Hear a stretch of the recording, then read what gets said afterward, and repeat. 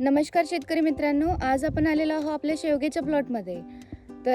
आज आपण शेवग्यावर फवारणी करून घेणार आहोत. आता ही फवारणी आपण कशासाठी करत आहोत? शेवग्यामध्ये काही समस्या येत असतात, ज्यामध्ये झाडाची वाढ खुंटल्यासारखी होणे, झाडाची पाने पिवळे पडून गळणे किंवा काही रस शोषण करणाऱ्या किडींमुळे सुद्धा पाने शिरमडल्यासारखी झालेली आहेत. यासाठी आपण इथे फवारणी करून घेत आहोत.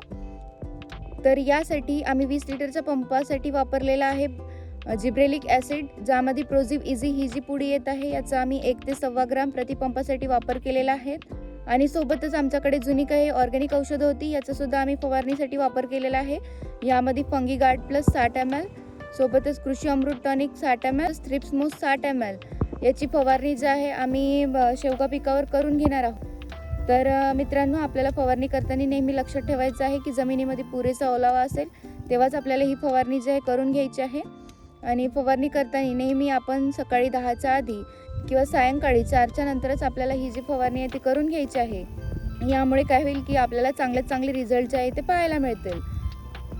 ही फवारणी केल्याच्या नंतर काय होईल की जो काही झाडावर आलेला ताण आहे तो कमी होईल. झाडामध्ये जे काही फोटोसिंथेसिसची प्रोसेस आहे ती सुद्धा चांगली होईल.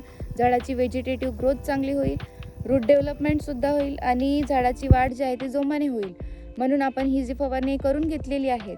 तुम्हाला ही माहिती कशी वाटली मला कमेंटमध्ये नक्की सांगा. आणि अशाच नवनवीन कृषी माहितीसाठी तुम्ही ॲग्रोनॉमिस्ट पूजा या चॅनलला फॉलो करायला विसरू नका. धन्यवाद.